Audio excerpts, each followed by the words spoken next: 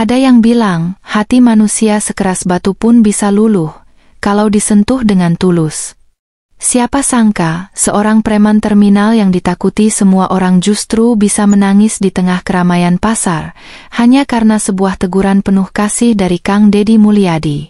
Assalamualaikum sahabat Muspir Cerita. Semoga kalian dalam keadaan sehat walafiat dan dilancarkan segala urusannya. Terima kasih sudah klik video ini. Jangan lupa juga komen dari daerah mana kalian berasal. Yuk kita mulai kisahnya. Di sebuah terminal tua yang letaknya tak jauh dari pasar tradisional, kehidupan selalu berjalan dengan irama yang sama setiap hari. Bus-bus besar dengan ket memudar berderet di tepi jalan, sebagian mengeluarkan kepulan asap hitam pekat yang membuat udara terasa berat. Bau solar bercampur dengan aroma gorengan dari warung kecil di sudut terminal, menjadi ciri khas yang tak pernah hilang. Di tengah keramaian itu, ada satu sosok yang menjadi pembicaraan semua orang. Jaka, seorang preman terminal yang namanya sudah seperti legenda di kalangan sopir, kernet, dan pedagang sekitar. Postur tubuhnya tinggi besar, bahunya lebar, dan kulitnya legam terbakar matahari. Lengan kirinya penuh tato tribal, sementara di pipi kirinya ada bekas luka panjang yang konon didapat saat berkelahi di pelabuhan. Matanya selalu menatap tajam, seolah siap menerkam siapa saja yang menantangnya. Kehadirannya selalu membawa hawa tegang, membuat para pedagang yang baru berjualan langsung saling memberi kode untuk merapikan dagangan, bukan karena takut akan beliannya, tapi takut uang mereka berpindah tangan dengan cara yang tidak rela. Pagi itu, seperti biasa, Jaka berjalan menyusuri lorong pasar yang mulai ramai. Matahari baru naik, tapi pasar sudah hidup dengan riuhnya. Penjual sayur sibuk menata dagangan di atas tikar, suara pedagang ikan terdengar menawarkan barang dagangan dengan teriakan yang serak, sementara aroma bawang, cabai, dan ikan asin menguar di udara. Jaka melangkah pelan, namun setiap langkahnya seperti membawa gelombang rasa takut yang menyapu orang-orang di sekitarnya.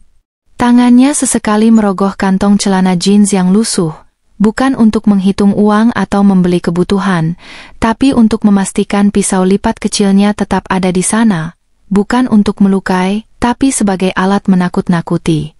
Di salah satu sudut, ia berhenti di depan lapak seorang ibu penjual sayur yang wajahnya pucat begitu melihatnya. "Bu, setorannya mana? Jangan telat." Suaranya serak dan berat, membuat sang ibu gemetar. Tanpa berkata banyak, ibu itu merogoh kotak kecil di bawah lapaknya dan mengeluarkan beberapa lembar uang lusuh, menyerahkannya dengan tangan bergetar. Jaka mengambilnya tanpa senyum, lalu melangkah lagi, seolah itu hanya rutinitas biasa. Tak jauh dari sana, seorang bapak tua penjual gorengan yang sudah berjualan sejak subuh mencoba tersenyum kaku saat melihat Jaka mendekat. Tangannya yang keriput masih memegang penjepit gorengan, sementara minyak panas di wajan terus berdesis. "Jaka, hari ini jualan sepi," katanya lirih, mencoba memberi penjelasan sebelum diminta setoran. Namun Jaka tak menghiraukan nada memohon itu.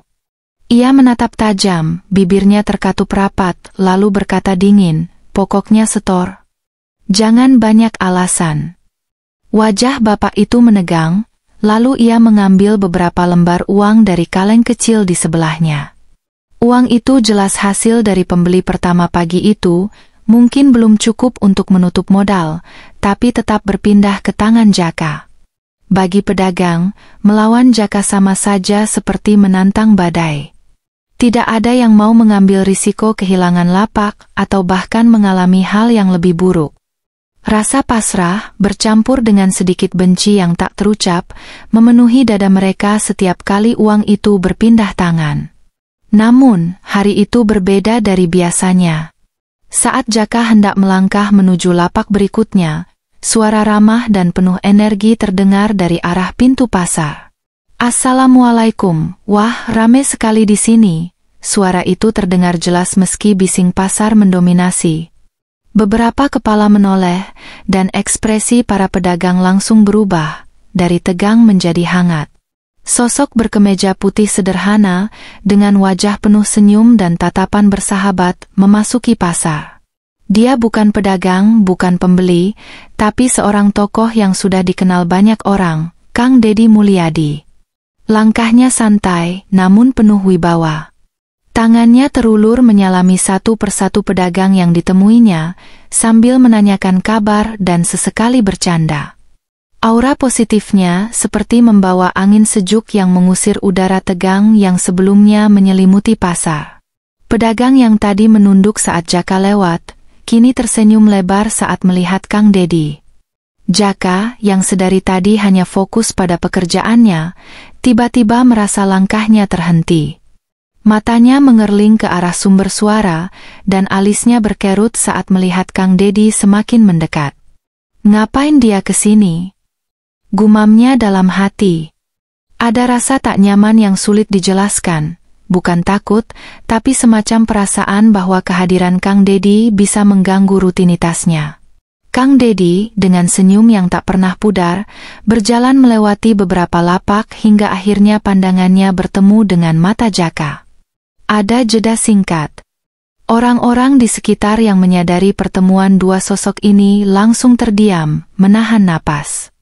Suasana seperti berhenti sejenak, hanya terdengar suara riuh pasar yang samar di latar. Kang Deddy menghentikan langkahnya tepat di depan Jaka, lalu mengangguk pelan seolah memberi salam tanpa kata. Dari sorot matanya, jelas terlihat bahwa ia tidak datang untuk menghakimi, tapi untuk berbicara. Sesuatu yang jarang terjadi pada Jaka, karena kebanyakan orang memilih menghindarinya. Kang Deddy berdiri di depan Jaka dengan postur tenang. Tangannya yang hangat terulur pelan, menembus jarak yang biasanya tak pernah ditembus oleh orang lain. "Kamu Jaka kan?" tanyanya sambil mempertahankan senyum ramah. Suaranya terdengar seperti aliran air yang menyejukkan, jauh dari nada intimidasi. Jaka mengangguk singkat, mencoba tetap menjaga wibawa yang sudah lama ia bangun. Di dalam hati, ia bertanya-tanya kenapa pria ini begitu berani berdiri di hadapannya tanpa sedikit pun menunjukkan rasa takut. "Saya dengar kamu suka bantu jaga pasar ini," lanjut Kang Deddy, nada bicaranya seolah sedang mengobrol santai, "tapi, kok, caranya bikin orang takut." Kalimat itu membuat Jaka terdiam sesaat. Biasanya, jika ada orang yang menyinggung soal pekerjaannya, ia akan langsung membentak atau bahkan mengancam. Tapi entah kenapa, tatapan mata Kang Deddy berbeda. Tidak ada sinis, tidak ada tuduhan, apalagi kebencian. Justru ada rasa ingin tahu dan empati yang tulus. Orang-orang di sekitar mulai saling pandang. Sebagian menahan napas, khawatir jika pembicaraan ini akan berubah menjadi keributan. Namun yang mereka lihat adalah dua sosok yang berdiri berhadapan, satu dengan wajah keras, satu lagi dengan senyum penuh ketenangan. Suasana pasar yang tadinya hanya diwarnai riuh suara transaksi, kini seperti menyisakan ruang hening di sekitar mereka. Jaka mengalihkan pandangan, mencoba menyembunyikan sedikit kegugupan yang mulai merayap. "Saya cuma cari makan, Kang," jawabnya singkat, suaranya dalam namun sedikit goyah. Kang Deddy tidak langsung membalas. Ia menatap Jaka beberapa detik, lalu menepuk bahunya dengan lembut, gerakan yang begitu kontras dengan kesan keras yang biasa Jaka terima dari orang lain. "Cari makan itu benar, Jaka. Semua orang berhak mencari rezeki," ujarnya pelan, "tapi kalau dengan menakuti orang, itu bukan rezeki yang berkah." Kata-kata itu terasa seperti angin yang menembus pertahanan batin Jaka. Kang Deddy kemudian menambahkan, "Coba bayangin, kalau itu ibumu yang dipalak orang lain. Apa kamu bisa terima?" Ucapan itu sederhana, tapi punya daya hantam yang luar biasa. Seketika, otak Jaka memunculkan bayangan wajah ibunya. Keriput di wajah tua itu, peluh yang mengalir di dahi saat berjualan lontong sayur, dan senyum yang tetap hadir meski kelelahan, semuanya muncul begitu jelas. Dulu, Jaka rela berkelahi demi melindungi ibunya dari preman lain. Dan sekarang, ia justru berada di posisi yang sama dengan orang-orang yang dulu ia benci. Rasanya seperti ditampar tanpa tangan. Wajah Jaka mulai kehilangan ketegangan. Sorot matanya yang biasanya tajam kini meredup, seperti api yang kehilangan bahan bakarnya. Di dalam kepalanya, potongan kenangan masa kecil berputar. Ia melihat dirinya yang masih bocah, duduk di pinggir lapak membantu ibunya membungkus lontong. Ia teringat bagaimana mereka berdua sering diusir dari tempat jualan karena tak sanggup membayar uang keamanan pada preman setempat. Ibunya akan memeluknya erat dan berkata, "Sabar, nak. Tuhan pasti kasih jalan." Jaka kecil waktu itu bersumpah tidak akan pernah membiarkan orang merendahkan ibunya lagi. Tapi kini, sumpah itu terasa retak. "Kenapa saya malah jadi seperti mereka?" gumamnya nyaris tak terdengar. Kang Dedi yang mendengar langsung melangkah sedikit lebih dekat. "Jaka, hidup ini kadang memaksa kita ke jalan yang kita benci. Tapi kita selalu punya pilihan untuk balik arah." Kalimat itu membuat dada Jaka terasa sesak. Ada bagian dalam dirinya yang ingin sekali membantah, berteriak bahwa hidupnya memang keras dan tidak memberi pilihan. Tapi entah mengapa, ia tak sanggup. Suara Kang Dedi terlalu menenangkan, tatapannya terlalu tulus. Pedagang-pedagang yang menonton dari kejauhan pun mulai melihat sesuatu yang berbeda di wajah preman itu, bukan lagi wajah pemalak yang ditakuti, tapi wajah seorang anak yang tersesat di jalan hidupnya sendiri. Jaka mencoba mempertahankan sisa harga dirinya. "Tapi Kang, saya nggak punya kerjaan lain," ucapnya, nada suaranya kali ini lebih seperti memohon daripada membela diri. "Kalau nggak begini, saya makan apa? Saya hidup dari sini." Tangannya menunjuk ke arah keramaian pasar, seolah itu adalah satu-satunya sumber nafkah yang ia kenal. Kang Dedi mendengarkan tanpa memotong. Ia mengangguk pelan, lalu berkata, "Saya paham. Hidup ini kadang kejam. Saya tahu rasanya kehilangan pegangan. Tapi ada satu hal yang gak boleh hilang, Jaka, hati kita." Jaka mengerutkan dahi. "Hati?" Kang Dedi tersenyum. "Ya. Hati yang membuat kita bisa tidur nyenyak. Hati yang bikin kita gak takut kalau rezeki kita diperiksa Tuhan nanti. Saya gak minta kamu berhenti cari makan. Saya cuma minta kamu berhenti membuat orang takut." Ada jeda sebentar, lalu Kang Dedi menambahkan, "Ayo, kita cari jalan lain. Saya bantu, asal kamu mau berhenti memalak." Suaranya begitu yakin, seakan-akan ia sudah memegang kunci untuk membuka jalan hidup Jaka yang selama ini tertutup rapat. Pedagang yang melihat dari belakang lapak mulai saling berbisik, sebagian tak percaya bahwa percakapan ini bisa berjalan tanpa nada marah sedikit pun. Dari kejauhan, seorang ibu penjual sayur yang tadi pagi dipalak Jaka berdiri sambil memeluk keranjang dagangannya.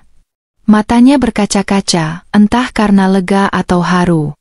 Ia seakan ingin berkata, "Berhentilah, nak, ini bukan jalanmu." Di sudut lain, seorang bapak tua penjual gorengan memperhatikan dengan seksama. Wajahnya yang penuh keriput memancarkan harapan tipis. Para pedagang lain, yang biasanya hanya diam menunduk saat Jaka lewat, kini mulai berani mengangkat kepala untuk menyaksikan interaksi yang jarang terjadi ini. Kang Dedi kemudian mengajak Jaka duduk di bangku kayu dekat gerobak sayur. "Ceritain, hidupmu gimana sampai bisa jadi begini," katanya dengan nada yang sama seperti seorang kakak mengajak adiknya berbagi cerita. Jaka awalnya terdiam, memandang ke arah pasar yang sibuk. Kereta dorong sayur berlalu, suara tawar-menawar terdengar samar, tapi di kepalanya hanya ada satu suara, suara hati yang selama ini ia bungkam. Perlahan, ia mulai bercerita tentang masa lalu, tentang pekerjaan-pekerjaan yang gagal, tentang perantauan yang berakhir dengan penipuan, dan tentang malam-malam yang ia habiskan di terminal tanpa arah. Semua orang yang berada di sekitar menjadi pendengar diam. Mereka mendengar nada lelah di setiap kata Jaka, nada yang tak pernah mereka dengar sebelumnya. Bagi mereka, ini adalah pertama kalinya mereka melihat sisi manusia di balik sosok preman yang selama ini menakutkan. Dan bagi Jaka sendiri, ini adalah pertama kalinya dalam waktu yang sangat lama, ia merasa ada orang yang benar-benar mau mendengarnya, tanpa takut, tanpa menghakimi. Kang Dedi duduk di bangku kayu yang sudah kusam dimakan waktu, letaknya di antara lapak sayur dan gerobak buah yang terparkir miring. Ia menepuk sisi bangku, mengisyaratkan agar Jaka duduk di sampingnya. Awalnya Jaka ragu, karena biasanya ia berdiri di posisi yang lebih tinggi dari orang lain untuk menunjukkan kekuasaan. Duduk sejajar berarti menurunkan statusnya di mata orang. Tapi entah kenapa, hari itu ia menurut. Perlahan, ia menurunkan tubuhnya, duduk di samping Kang Dedi. Pedagang yang melihat pemandangan itu nyaris tak percaya. Preman yang selalu membuat mereka menunduk kini duduk layaknya anak yang siap mendengar nasihat. "Ceritain, hidupmu gimana sampai bisa begini?" tanya Kang Dedi dengan suara yang lembut, seperti mengajak berbicara seorang sahabat lama. Jaka terdiam, matanya menatap kosong ke arah jalan terminal yang berdebu. Suara klakson bus terdengar sayup-sayup, bercampur dengan suara pedagang yang memanggil pembeli. Namun bagi Jaka semua itu seakan menjauh. Hanya suara Kang Dedi yang terdengar jelas di kepalanya. Lama ia menghela napas, lalu mulai berkata, "Saya dulu nggak seperti ini, Kang. Saya kerja di bengkel. Tanganku biasa pegang kunci pas, bukan minta-minta setoran." Ia berhenti sebentar, menelan ludah, lalu melanjutkan, "Tapi bengkel tutup, nggak ada pelanggan. Saya pindah kerja jadi kuli bangunan. Sempat jalan beberapa bulan, sampai bosnya kabur nggak bayar upah. Dari situ, saya mulai hilang arah." Pedagang yang menguping dari balik lapak mulai saling pandang. Mereka baru tahu ternyata hidup Jaka tidak semata-mata cerita kekerasan, tapi juga cerita kehilangan. "Saya pernah merantau, Kang. Niatnya nyari nasib di kota besar. Tapi malah ditipu. Uang habis, tidur di emperan, makan dari sisa orang.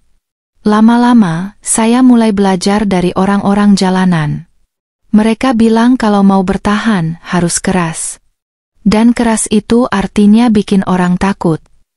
Ucapannya berat, seperti menanggung beban yang sudah lama tak ia bagi pada siapapun. Saat bercerita, suara Jaka sesekali pecah, seperti ada batu besar yang menekan dadanya. "Saya capek, Kang, capek banget. Tapi kalau saya berhenti, siapa yang mau nolong? Dunia ini keras. Nggak ada yang mau peduli sama orang kayak saya." Matanya memerah, tapi ia berusaha menahan air mata yang mulai menggenang. Bagi seorang preman seperti Jaka, menangis di depan orang lain adalah tanda kelemahan, sesuatu yang ia hindari selama bertahun-tahun. Kang Dedi menatapnya penuh empati lalu berkata, "Banyak yang mau nolong Jaka. Asal kamu mau membuka hati. Kadang kita pikir dunia menutup pintu, padahal kita sendiri yang ngunci." Kata-kata itu menghantam hatinya seperti ombak besar. Di lubuk hati yang paling dalam, Jaka tahu ia sudah lama memagari dirinya dari orang-orang yang mungkin tulus ingin membantu. Ia membangun dinding setinggi langit, dinding yang membuatnya aman dari disakiti, tapi juga membuatnya terjebak sendirian. Suasana di sekitar mereka begitu sunyi, meski pasar tetap sibuk. Semua orang yang mendengar merasa seperti sedang melihat sesuatu yang jarang terjadi. Seorang tokoh yang mereka takuti sedang membuka lembaran hidupnya, dan seorang pemimpin menanggapinya dengan penuh kasih, tanpa menghakimi. Bahkan suara sendok beradu dengan wajan dari warung gorengan di dekat sana terdengar samar, karena semua fokus pada percakapan itu. Pelan-pelan, para pedagang mulai mendekat, seperti anak-anak kecil yang penasaran dengan sesuatu yang tak biasa. Seorang bapak tua penjual gorengan, yang sejak pagi melihat kejadian ini, memberanikan diri melangkah maju. Tangan tuanya masih menggenggam penjepit gorengan, minyak panas masih berdesis di wajan di belakangnya. "Kalau kamu berhenti, Jaka, saya siap bantu. Kita bisa jualan bareng. Asal kamu nggak minta setoran lagi," katanya, suaranya bergetar, tapi matanya mantap. Jaka menoleh, terkejut. Selama ini, ia terbiasa melihat ketakutan di mata orang-orang saat berbicara dengannya. Tapi kali ini, yang ia lihat adalah ketulusan dan harapan. Ia tak langsung menjawab. Sebaliknya, ia menunduk, merasakan sesuatu yang asing di dadanya, rasa hangat yang sudah lama tak ia rasakan. Pedagang lain mulai ikut bersuara, beberapa berkata mereka akan membantu mencarikan pekerjaan, ada yang menawarkan untuk mengajarinya berjualan. Semua itu membuat Jaka merasa diterima. Kang Dedi hanya tersenyum tipis melihat perubahan kecil ini. Ia tahu, yang sedang terjadi adalah retakan pertama di dinding yang Jaka bangun selama bertahun-tahun. Retakan yang suatu hari bisa membuka jalan menuju perubahan besar. Tiba-tiba, tetesan air jatuh ke tanah di bawah kaki Jaka. Awalnya hanya satu, lalu dua, hingga pipinya basah. Semua orang yang melihat terdiam. Preman yang selama ini berdiri tegak dengan wajah garang, kini menunduk sambil menangis. Tangannya gemetar saat menghapus air mata yang terus mengalir. "Saya minta maaf. Bu, Pak, semua. Saya nggak akan ganggu lagi. Saya janji," suaranya parau, seperti suara anak kecil yang memohon ampun. Beberapa pedagang tak kuasa menahan haru. Ibu penjual sayur yang tadi pagi dipalak kini berjalan mendekat, menyentuh bahu Jaka.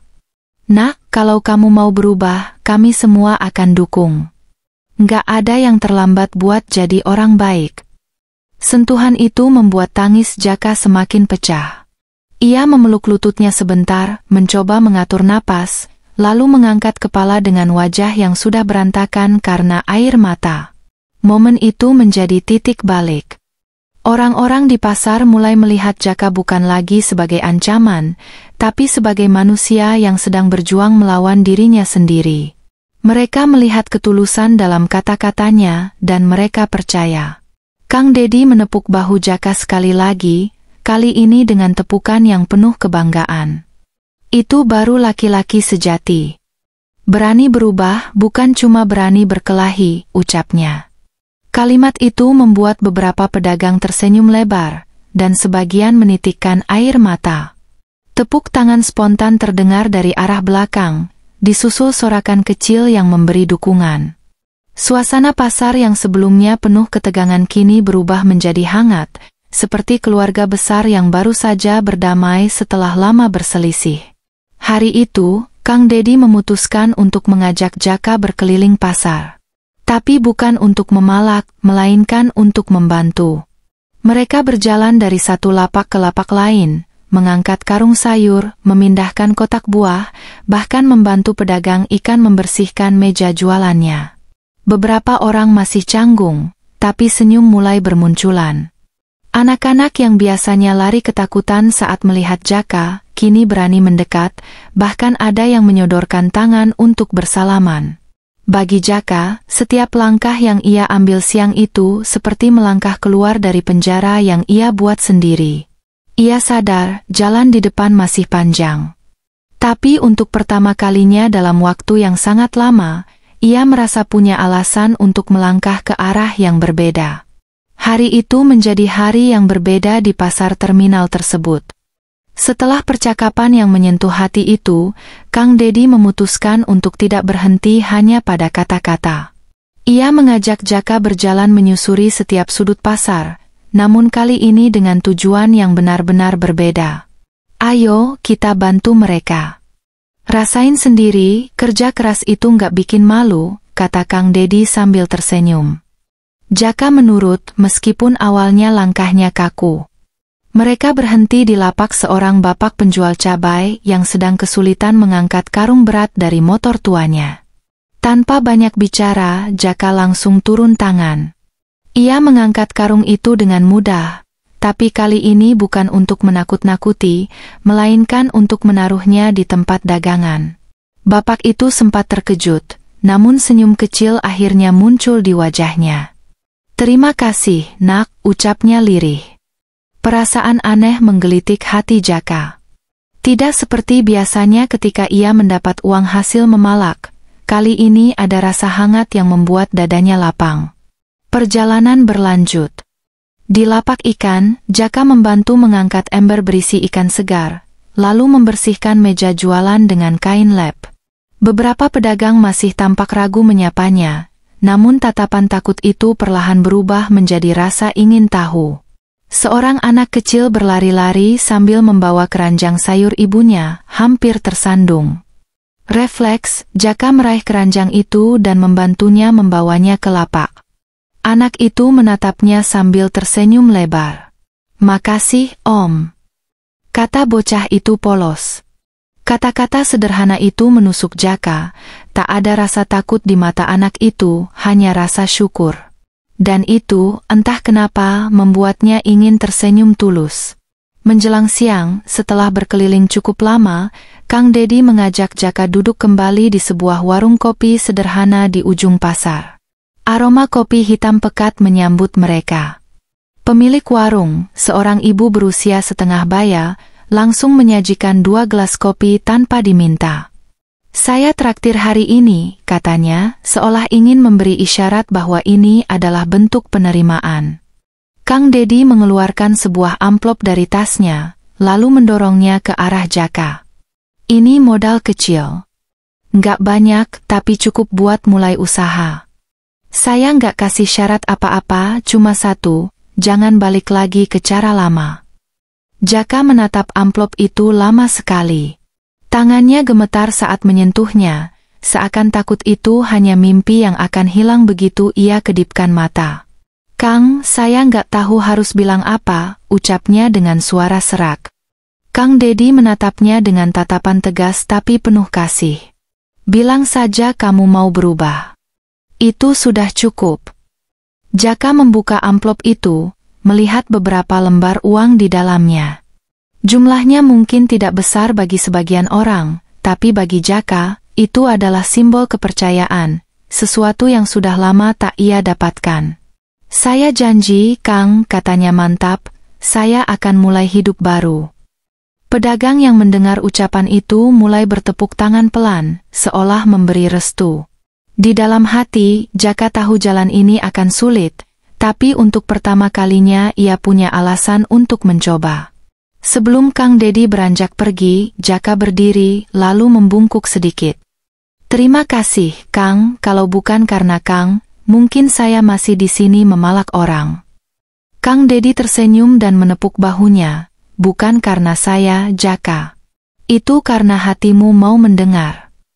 Kata-kata itu membuat Jaka terdiam, menyadari bahwa perubahan memang harus lahir dari dalam dirinya sendiri. Beberapa pedagang mendekat untuk menyalami Jaka. Ada yang menepuk bahunya, ada yang hanya tersenyum, namun semua itu terasa seperti pelukan hangat. Ibu penjual sayur yang tadi pagi memberinya uang dengan tangan gemetar, kini memberinya seikat daun bawang sebagai tanda persahabatan. "Buat jualan nanti, Nak," katanya. Jaka menerimanya dengan mata berkaca-kaca. Saat Kang Dedi melangkah meninggalkan pasar, ia menoleh sekali lagi dan mengangkat tangan. "Jaga pasar ini dengan cara yang baik," katanya.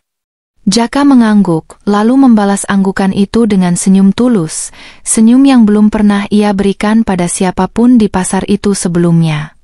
Hari-hari berikutnya menjadi ujian nyata. Jaka memutuskan untuk memulai usaha kecil menjual kopi keliling.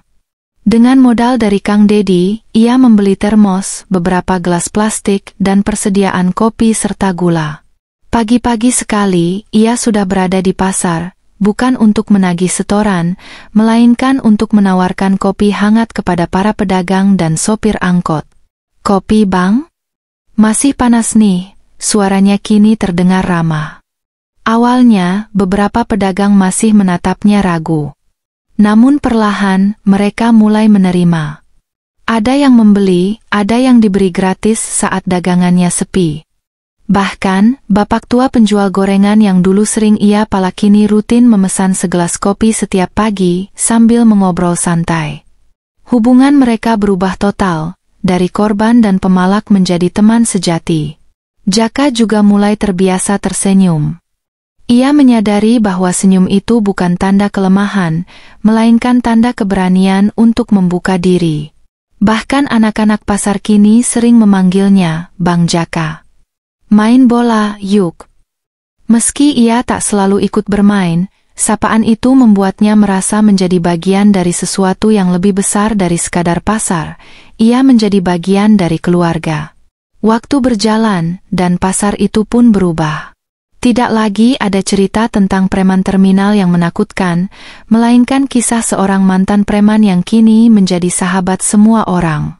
Jaka tetap menghadapi tantangan, kadang dagangannya sepi, kadang ia diingatkan oleh masa lalunya. Namun setiap kali godaan itu datang, ia mengingat hari ketika Kang Dedi duduk bersamanya di bangku kayu, menatap matanya, dan berkata bahwa ia bisa memilih jalan lain. Kini, setiap langkahnya di pasar terasa ringan. Ia membantu tanpa diminta, menyapa tanpa takut, dan bekerja dengan bangga.